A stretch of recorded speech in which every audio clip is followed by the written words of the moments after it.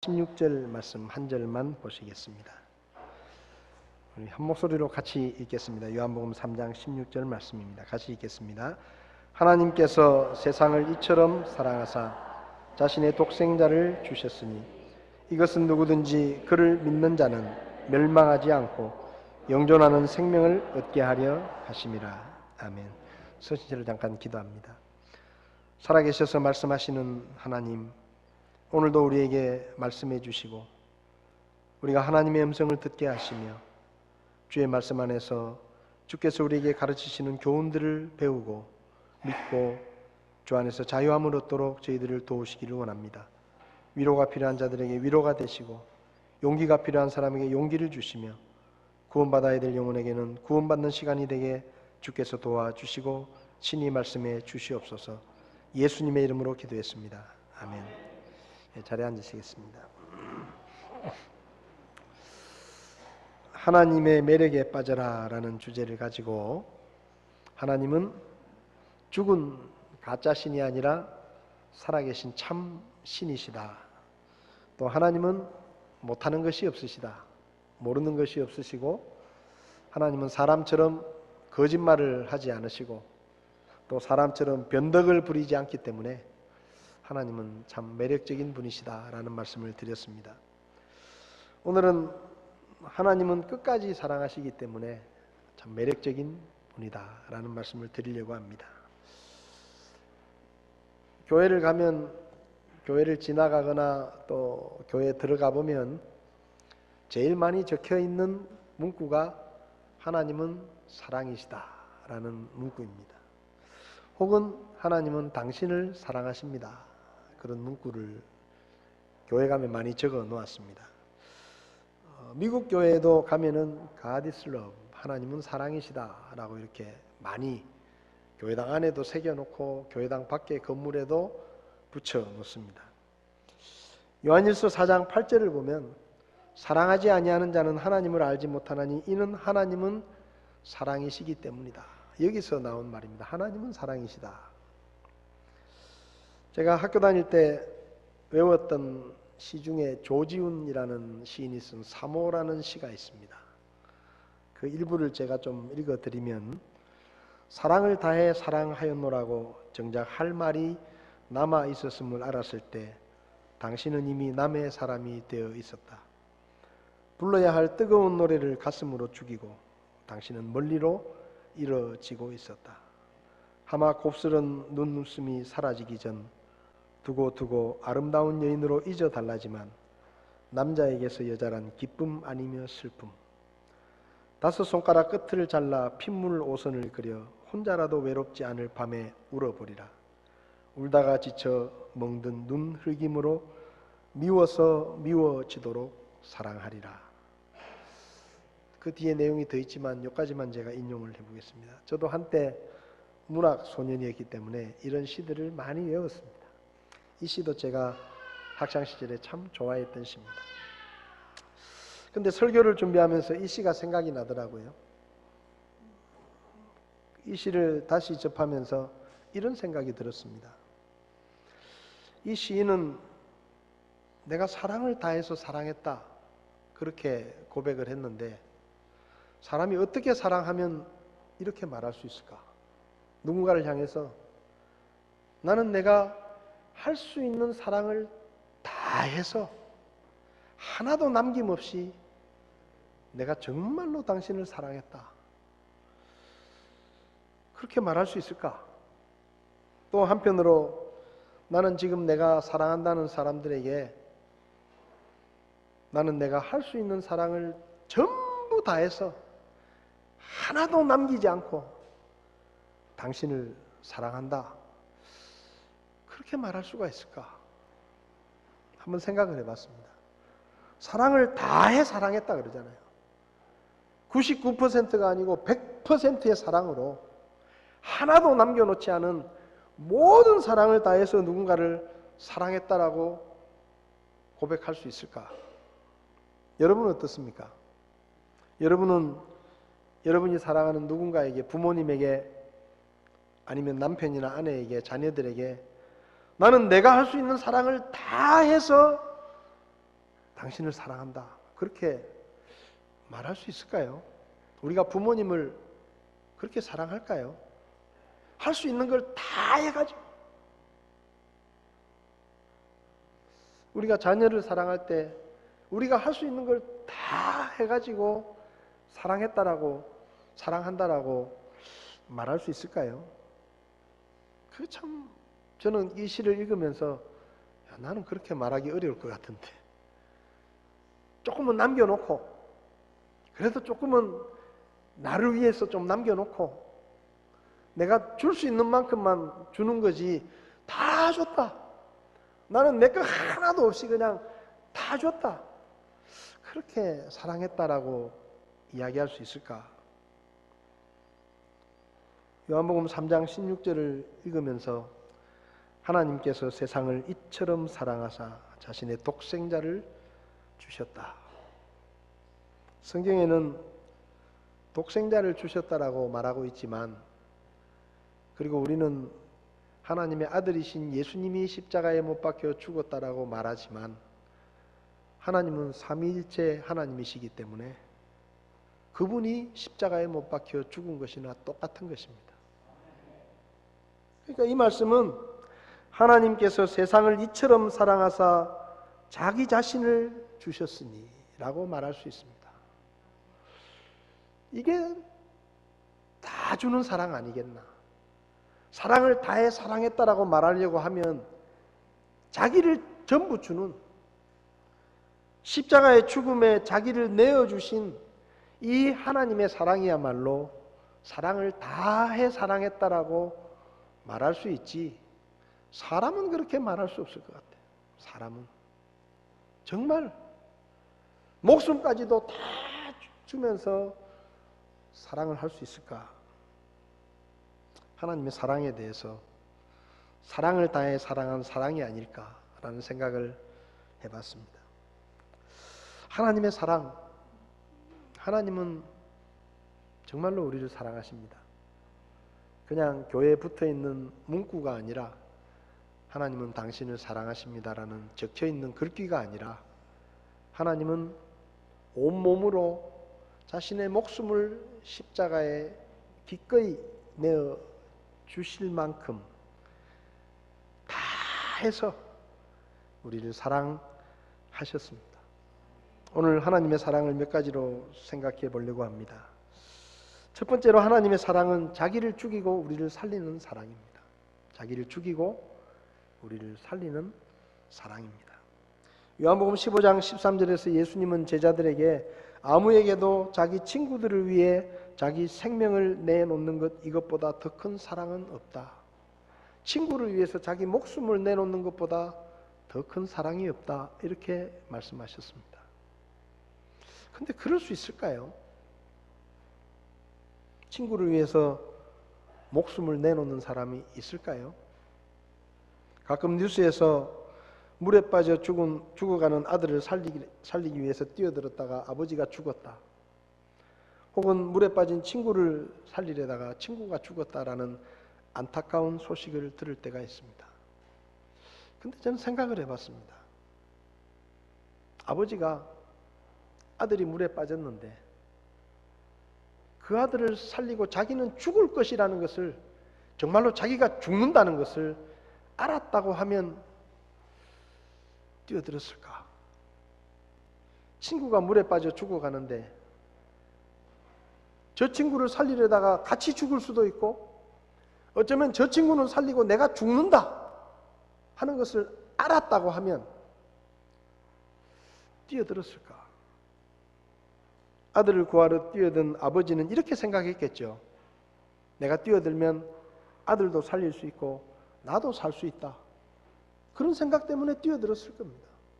물론 결과는 그렇지 않을 수도 있겠지만 그 순간의 생각은, 뛰어들 때는 그런 생각을 하고 뛰어들었을 거예요. 친구를 구하러 뛰어든 친구도 저 친구를 살리고 나는 죽는다, 그런 마음으로 뛰어들지 않았을 겁니다. 저 친구도 살릴 수 있고 나도 살 수 있다라고 생각했기 때문에 뛰어들었겠죠. 근데 만약에 정말로 저 친구를 살리고 나는 죽는다, 그걸 알았다고 하면 뛰어들었을까?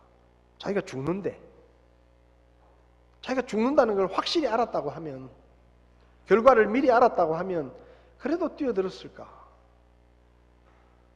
그런 생각을 해보는 겁니다. 아들이 죽어가고 있는데 내가 뛰어들어도 나는 죽는다, 그런 생각이라고 하면 어쩌면 주저하지 않았을까? 친구가 죽어가는 걸 뻔히 보고 있지만 뛰어들면 나도 같이 죽거나 친구는 살리고 나는 죽는다라는 것을 확실히 내가 결과를 안다고 하면 그래도 뛰어들 사람이 있을까? 죽는데, 말 그대로 죽는 거잖아요. 하나님의 아들이신 예수님이 이 세상에 오셨습니다. 왜 오셨는가 하면 우리는 살리고 자기는 죽으러 오셨습니다. 자기가 죽는 건 이건 100% 결정된 거예요. 피할 수 없는 거예요. 우리는 살리고 자기는 죽는 겁니다. 뭐 죽을 뻔하다가 사는 게 아니에요. 자기는 죽는 거예요. 이건 완전히 결정된 사실이에요. 내가 뛰어들면 그 사람은 살리지만 나는 죽는다. 그걸 알면서 누가 뛰어들겠습니까?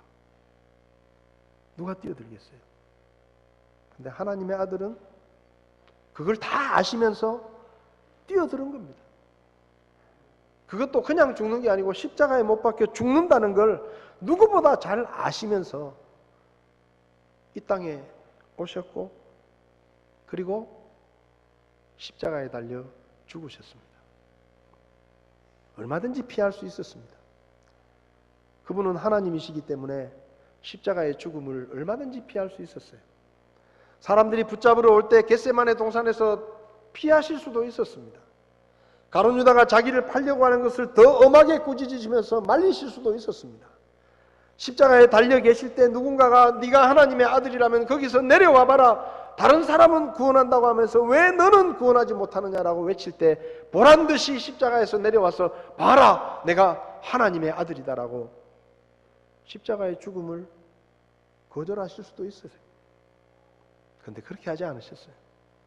그분은 그냥 십자가에서 속절없이 너무너무 무기력하게 그냥 죽으셨습니다. 살아계시는 동안 못 고치는 병이 없고 심지어는 죽은 자까지 살리셨던 능력을 행하셨던 그분이 정작 십자가에 달려 계실 때는 너무너무 무기력하게 몇 시간 동안 피를 흘리며 고통을 당하시고 속절없이 그냥 죽었어요. 다 알고 오셨습니다. 그분은 자기가 죽는다는 것을 너무나 잘 알고 죽으러 오신 거예요. 근데 중요한 것은 우리는 하나님에게 아들도 아니고 친구도 아니었습니다. 우리는 로마서 5장 8절에 의하면 죄인이었습니다. 우리는 하나님 앞에 소중한 아들이 아니었어요. 우리는 하나님에게 둘도 없는 친구가 아니었습니다. 아들이나 친구를 위해서 목숨을 거는 사람은 있을 수 있습니다. 그런데 우리는 하나님 앞에 하나님의 말을 죽으라고 듣지 않는 더럽고 추한 죄인이었습니다. 그런데 우리를 살리려고 그분은 죽으러 오셨습니다. 오해하지 마십시오. 예수님이 십자가에 우리를 위해서 죽으신 것이 우리가 자기의 목숨을 버리면서까지 살려야 할 만큼 가치가 있었기 때문이 아닙니다. 하나님에게 우리가 필요한 존재였기 때문이 아닙니다. 우리가 없으면 하나님이 손해를 보거나 외롭기 때문도 아니었습니다. 우리는 하나님에게 있으나 마나한 존재였습니다. 우리는 더러운 죄인이었습니다. 그런데 친구도 아니고 자식도 아닌 더럽고 더러운 죄인인 우리를 살리시겠다고 하나님이 이 땅에 오셔서 자기의 목숨을 십자가에 던지셨습니다. 우리를 살리시려고. 왜 그러셨을까요?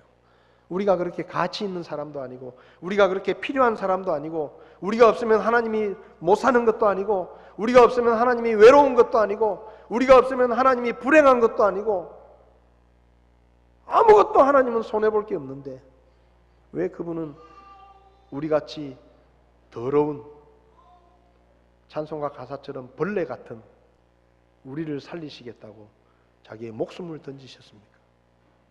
사랑하셨기 때문입니다. 그밖에 없어요. 이유가 사랑하셨기 때문에, 우리를 사랑하셨기 때문에. 하나님의 사랑은 우리를 살리기 위해서 자기를 죽이신 사랑입니다. 두 번째로 하나님의 사랑은 먼저 사랑하는 사랑입니다.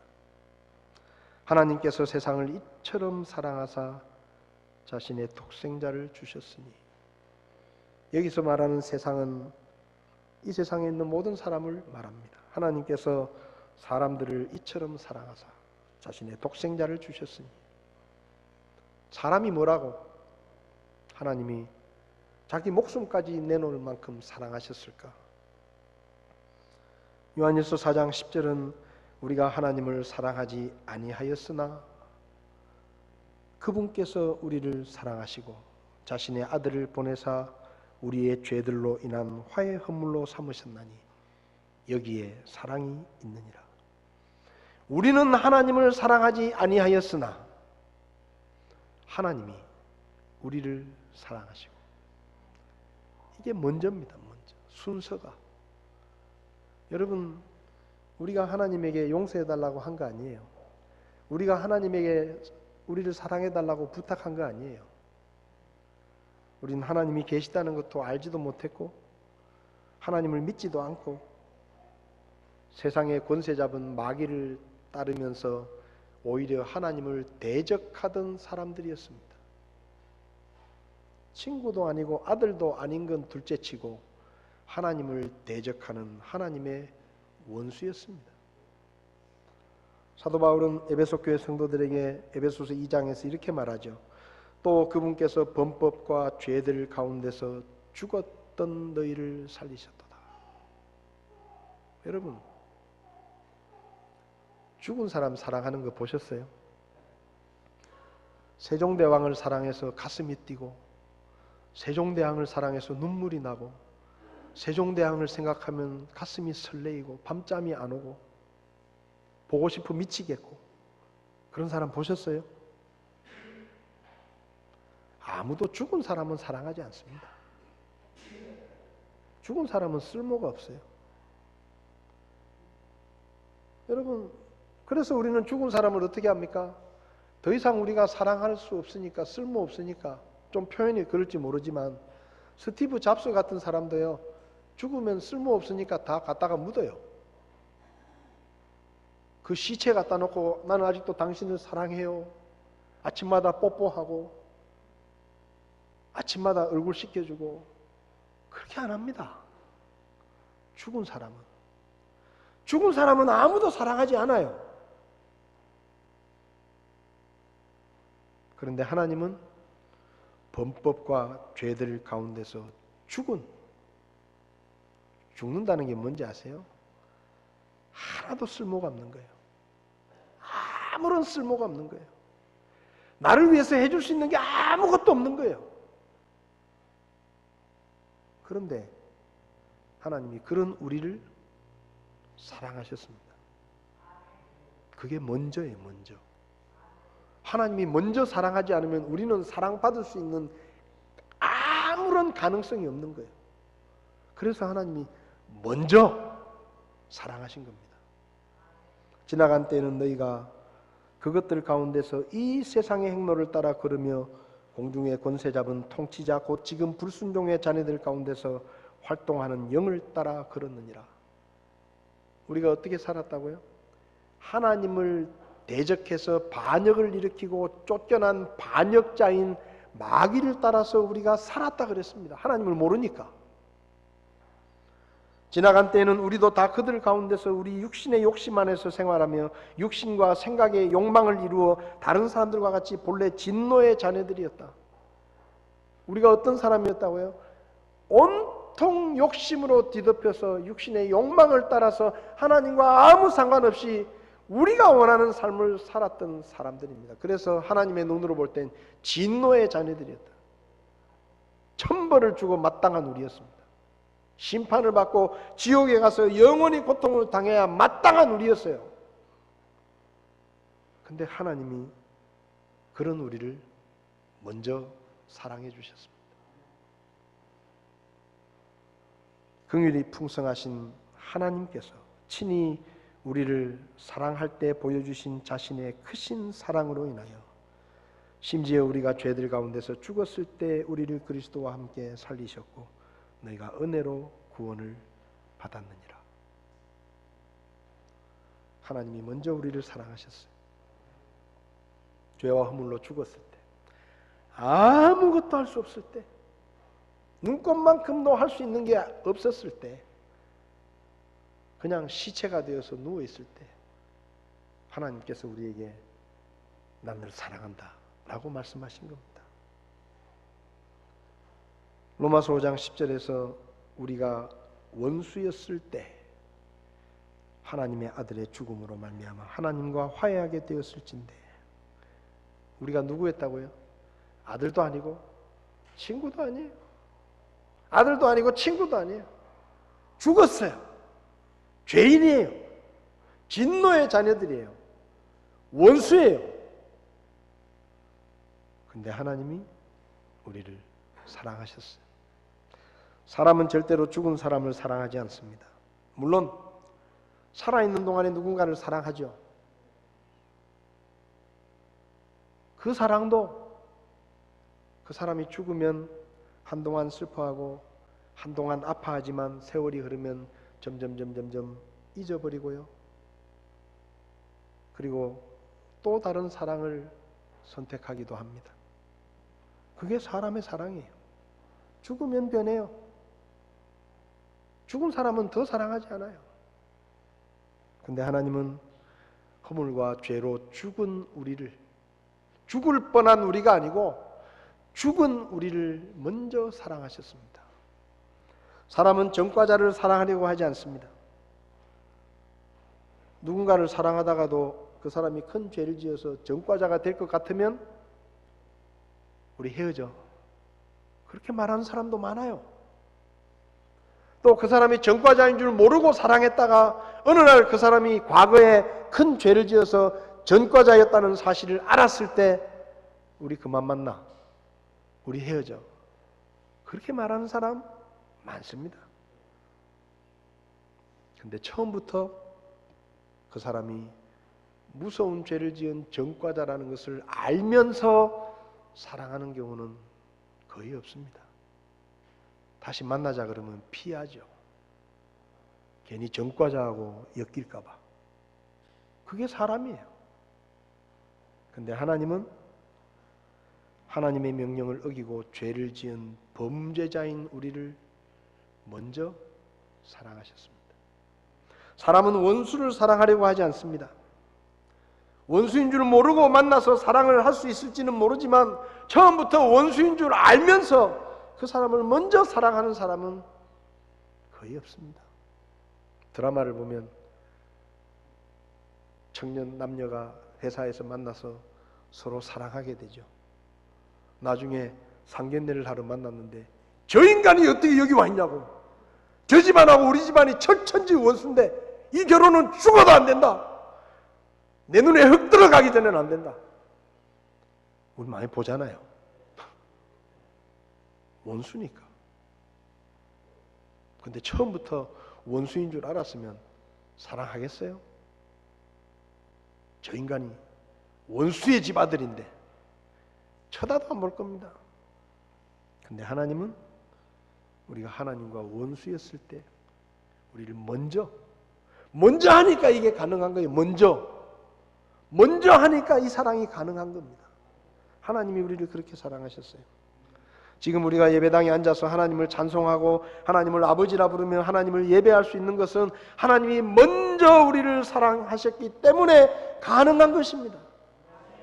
그분이 먼저 우리를 사랑하지 않으셨다면 이런 일은 일어날 수도 없는 일입니다. 왜? 우리는 죽었어요. 우린 죽어서 누워있는 시체였어요.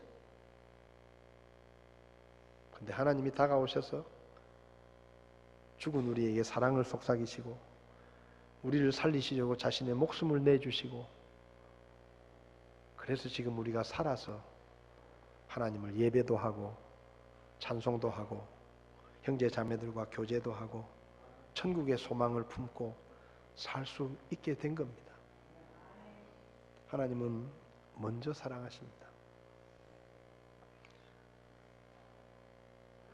그리고 하나님의 사랑은 세 번째로 끝까지 사랑하는 100%의 사랑입니다.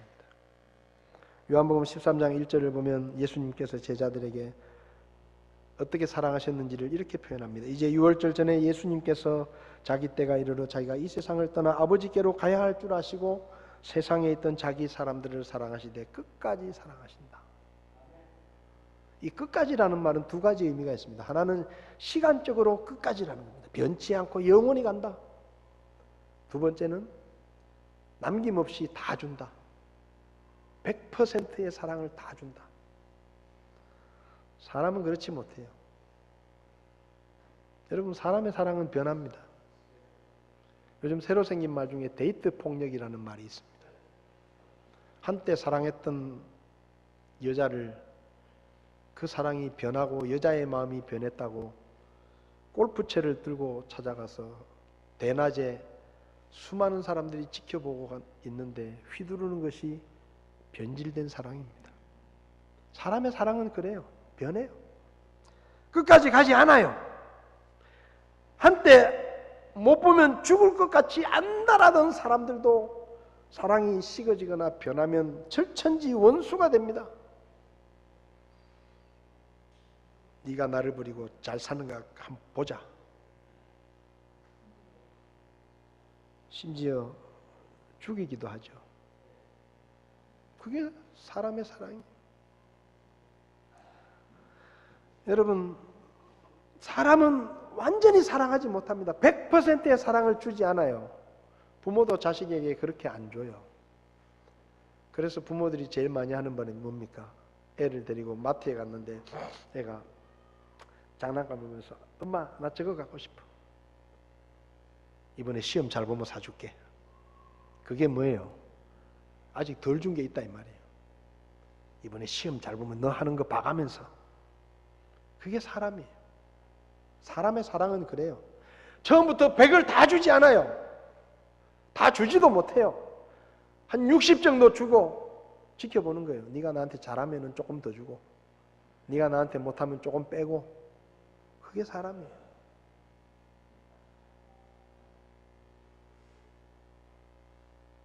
여러분, 하나님이 우리를 사랑하셨는데 우리가 예쁘고 사랑스럽기 때문에 우리를 사랑하신 게 절대로 아닙니다. 우리가 가장 더럽고 추하고 비참하고 쓸모없고 아무런 가치가 없을 때 하나님이 먼저 우리를 사랑하셨어요. 어떻게 사랑하셨느냐? 끝까지. 여러분, 하나님의 사랑이 왜 변하지 않는 줄 아세요? 제가 자주 말씀드리죠. 처음 하나님이 우리를 사랑하셨을 때가 지금보다 더 최악일 때입니다. 지금은 그때에 비교하면 훨씬 더 나아요. 훨씬 더 우리가 잘나졌어요. 훨씬 더 예뻐졌어요. 여러분, 못나져서 버리는 사람은 있습니다. 상태가 안 좋아져서 버리는 사랑은 있어요. 근데 더 좋아졌다고 버리는 사랑은 없습니다. 그렇잖아요. 야, 네가 너무 더 예뻐져서 안 되겠어. 우리 그만해. 우리 그만 만나. 그런 사람 있던가요? 야, 네가 더 부자가 돼가지고 이제 우리 그만 만나야 되겠다. 우리 사랑 끝이다. 그런 사랑은 없습니다. 부자였다가 가난해지면 헤어질 수 있고 예뻤다가 못생겨 보이면 헤어질 수 있지만 더 예뻐지고 더 사랑스러워지고 더 좋아지고 더 잘났는데 우리 헤어져. 그렇게 말하는 사람이 있습니까? 하나님이 보실 때 우리는요, 처음에 하나님이 우리를 보시고 사랑하기로 마음먹었을 때보다는 100배 1000배 낫습니다. 지금이. 그러니까 하나님이 우리를 버리실 이유가 없어요. 하나님의 사랑이 변해야 될 이유가 없습니다. 더 나은데 그때보다. 지금 우리가 그때보다 100배 1000배 더 나은데 그때는 하나님이 있는 줄도 몰랐는데 지금은 알잖아요. 알아주잖아요. 그때는 하나님이 우리를 사랑하신다는 것도 모르고 우리 마음대로 살았는데 지금은 그래도 우리가 하나님 앞에 뭔가 좀 하나님을 기쁘시게 해드리려고 뭔가 재롱이라도 떨잖아요. 그러니 하나님이 우리를 왜 버리시겠어요? 하나님은 사람처럼 반쯤 사랑하다가 잘하면 조금 더 사랑하고 못하면 좀 덜 사랑하고 그런 하나님이 아닙니다. 하나님께서 세상을 이처럼 사랑하사 자신의 독생자를 주셨다. 자기의 목숨을 주셨다. 그보다 어떻게 더 사랑해요? 그보다 어떻게 더 사랑해요? 자기의 목숨을 주셨는데 그보다 더한 사랑이 어디 있어요? 자기가 죽겠다는데. 말로는 쉽죠. 부모가 그러잖아요. 자식이 병들면 거기 가가지고 내가 네 대신 아팠으면 참 좋을 텐데. 근데 진짜 그렇게 돼보세요. 진짜 그렇게 된다고 하면, 말하는 대로 된다고 하면 그렇게 말할까요? 내가 네 대신 죽었으면 더 좋을 텐데. 진짜 그게 진심일까요? 사람은 이기적이기 때문에 그게 정말로 쉽지 않습니다. 다 처음부터 다 사랑하고 할 수 있는 사랑을 100% 다 주는 사랑은 사람에게서는 찾을 수 없습니다. 그래서 변하는 거예요. 처음부터 다 준 게 아니니까. 더 줄 거 남아있는데 잘 보이면 조금 더 주고 자꾸 조금씩 더 주죠. 죽을 때까지도 다 주는 사랑은 없어요. 사람은 그런 사랑을 못해요. 간은 빼줄 수 있지만 목숨은 대신 줄 수 없습니다. 그렇잖아요. 피는 빼줄 수 있지만 목숨은 대신 주기 힘든 거예요. 왜? 그게 다 주는 거거든요. 그게 다 하는 사랑이에요. 근데 하나님은 처음부터 목숨을 내놓으셨어요. 다 내놓으셨어요. 100%의 사랑으로 우리를 사랑하셨습니다. 더 줄 거 없어요. 그러니까 여러분, 하나님에게 더 사랑을 받아내려고 우리가 하나님께 잘 보이고 하나님 앞에 눈치를 보고 더 달라고 바라고 그럴 필요도 없어요. 그분은 더 줄 것도 없어요. 이미 다 주셨어요. 목숨까지 주셨는데 우리한테 뭘 더 줘요? 그분이 뭘 아끼시겠어요? 누가복음 15장을 보면 예수님께서 하나님의 사랑을 이야기하시기 위해서 세 가지 비유를 말씀하십니다. 잃어버린 한 마리 양의 비유, 잃어버린 동전의 비유, 그리고 집 나간 탕자를 기다리는 아버지의 비유를 이야기하시죠. 근데 그 비유들을 보면 공통적으로 우리가 느끼는 감정이 있습니다. 누가복음 15장 4절에 너희 중에 어떤 사람에게 양 100마리가 있는데 그가 그것들 중에 한 마리를 잃어버리면 99마리를 광야에 남겨두고 잃어버린 것을 찾을 때까지 찾아다니지 아니하겠느냐.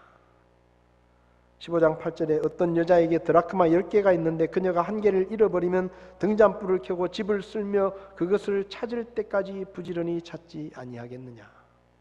누가복음 15장 20절에서 22절에 일어나서 자기 아버지께로 가니라. 그러나 그가 아직 멀리 떨어져 있을 때 그의 아버지가 그를 보고 불쌍히 여겨 달려가 그의 목을 껴안고 그에게 입을 맞추매 아들이 그에게 이르되 아버지 내가 하늘을 대적하여 죄를 짓고 아버지의 눈앞에서 죄를 지었사오니 더 이상 아버지의 아들이라 불릴 자격이 없나이다 하나 아버지가 자기 종들에게 이르되 가장 좋은 옷을 가져다가 그에게 입히고 그의 손에 반지를 끼우고 그의 발에 신을 신기라. 하나님의 사랑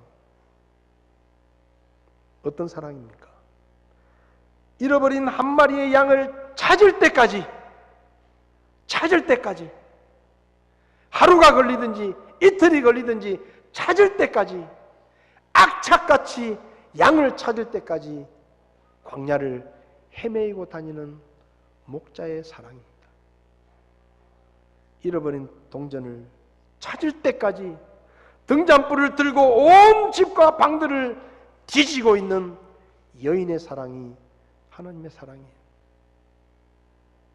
집 나간 아들이 돌아올 때까지 문 열어놓고 동네 어귀에 나가서 아들을 기다리는 아버지의 마음이 하나님의 사랑입니다. 한 더 시간 찾다가 힘드니까 에휴, 그 한 마리 없으면 어때? 99마리 있는데. 그리고 돌아가는 게 하나님의 사랑이 아니에요. 찾을 때까지, 끝까지 찾아내고야만은 그게 하나님의 사랑입니다. 찾을 때까지 포기하지 않습니다. 찾을 때까지 마음을 바꾸지 않아요. 왜 누가복음 15장에 찾을 때까지 말씀하십니까? 왜 돌아올 때까지라고 말씀하십니까? 아버지가 아들이 나간 날부터 문 열어놓고 동네 어귀에 나가서 아들이 돌아오기를 기다립니다. 언제까지요? 돌아올 때까지.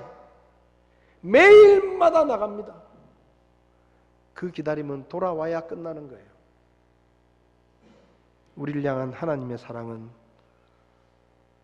참고 기다리다가 도저히 참을 수 없으면 그만하자. 나한테 지쳤다. 너 어떻게 나한테 이럴 수가 있냐? 하고 돌아서는 사랑이 아닙니다. 하나님은 절대로 우리에게 그렇게 말씀하시지 않습니다. 아브라함을 선택하시며 하나님은 이스라엘 백성을 그분의 백성으로 선택하십니다. 이스라엘 백성은 끊임없이 하나님의 사랑을 의심합니다. 자기들이 어려워지면 하나님이 우리를 버리셨는가 봐. 자기들이 고난을 당하면 하나님이 우리를 더 이상 돌보지 않으시는가 봐. 의심하고 또 의심하고 불평하고 원망하고. 하나님께서 그 이스라엘 백성들에게 이렇게 말씀하십니다. 이사야 49장 15절에 여인이 자기의 젖먹는 자식을 잊을 수 있겠으며 자기 태에서 난 아들을 불쌍히 여기지 않을 수 있겠느냐. 참으로 그들은 혹시 잊을지라도 나는 너를 잊지 아니하리라. 어머니가 자기 배 아파서 낳은 자식을 잊어버릴 수 있겠습니까? 죽을 때까지 잊지 못합니다.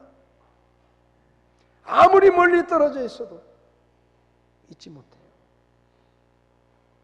근데 그런 일이 일어나더라도 하나님은 너희를 잊지 않겠다.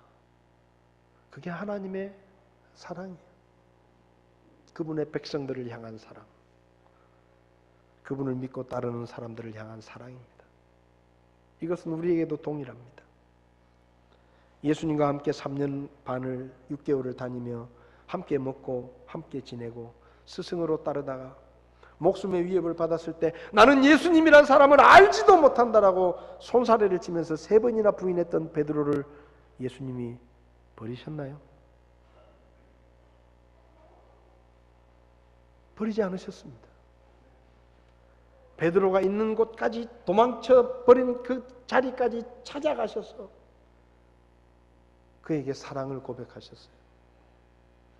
네가 나를 사랑하느냐? 여러분, 그 질문은요, 질문이 아니에요. 여러분, 사람이 당신 나 사랑해? 아무에게나 묻지 않습니다. 내가 사랑하는 사람에게만 물어요. 길거리 지나가는 아무 남자나 붙잡고 당신 나 사랑해? 안 물어봅니다. 내가 사랑하는 사람에게 물어보는 거예요. 내가 사랑하니까, 그 사람도 나를 사랑해 주기 바라니까 당신 나 사랑해라고 물어보는 거지. 시장에 가서 길거리 지나가는 아저씨 붙들고 아저씨 저 사랑해요? 안 물어봅니다. 그러니까 사랑하느냐라고 물어보는 것은 그 말 앞에 나는 아직도 널 사랑하는데 너도 나 사랑하냐 이 말이에요. 그 말이에요. 예수님이 배신하고 떠난 베드로를 찾아가서 이렇게 물으십니다. 요한의 아들 시몬아, 네가 나를 사랑하느냐? 질문이 아니에요. 나는 아직도 너를 사랑하는데 내 사랑을 알아다오 이 말입니다. 버리지 않으십니다. 예수님과 교회를 누구보다 앞장서서 핍박하며 예수 믿는 사람들을 잡아 가두고 죽이고 교회를 무너뜨리려고 혈안이 되어 있었던 한 청년, 예수님이 그 청년을 벌 주셨습니까? 부활하신 주님이 그를 만나셨습니다. 그리고 그에게 일을 맡기셨습니다. 그래서 사도 바울이 된 거예요.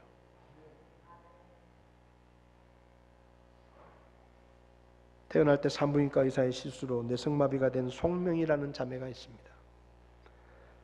이 자매는 학교 다닐 나이가 되었지만 다른 친구들처럼 학교를 가지 못하니까, 몸이 마음대로 움직이지 못하니까 하루 종일 학교만 쳐다보면서 엄마하고 부둥켜 안고 울면서, 엄마, 하나님이 계시다면 왜 하나님은 나를 이렇게 만드신 거야? 하고 하나님을 끊임없이 원망했습니다. 차라리 죽어버리겠다고 생각하고 죽고 싶었지만 몸이 마음대로 움직여야 그것도 죽죠. 약을 먹을래도, 자해를 하려고 해도 내 몸이 마음대로 안 움직이니까 죽지도 못해요.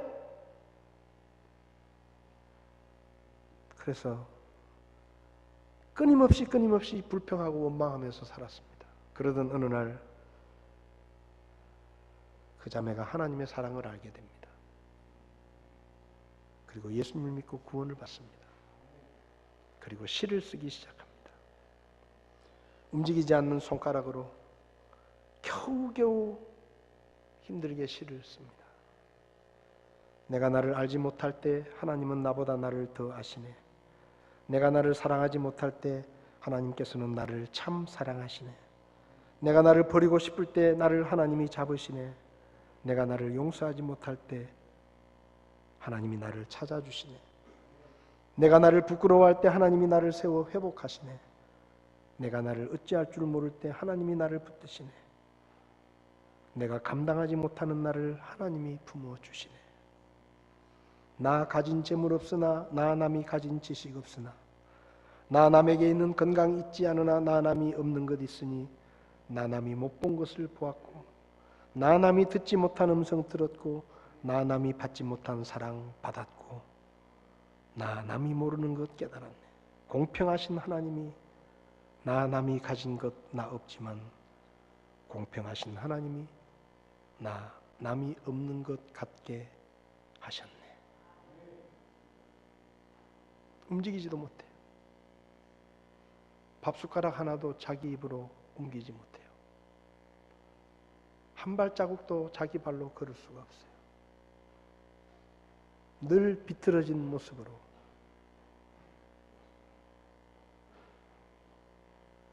평생을 그렇게 살았습니다.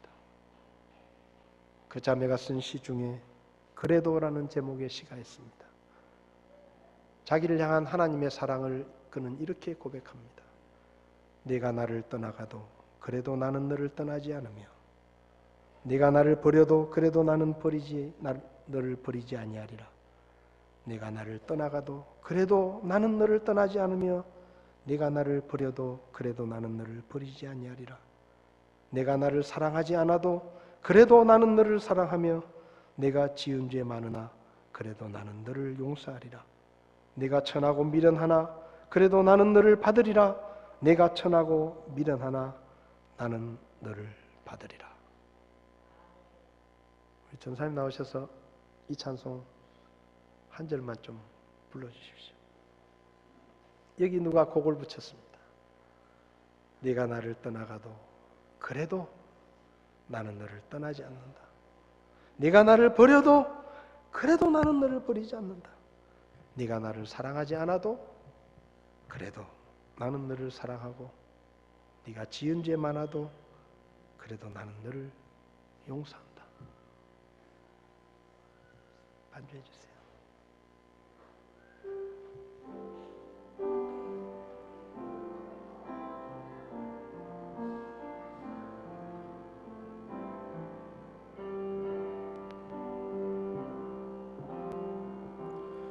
내가 나를 떠나가도 그래도 나는 너를 떠나지 않으며 내가 나를 버려도 그래도 나는 너를 버리지 아니하리라. 내가 나를 떠나가도 그래도 나는 너를 떠나지 않으며 내가 나를 버려도 그래도 나는 너를 버리지 아니하리라. 내가 나를 사랑하지 않아도 그래도 나는 너를 사랑하며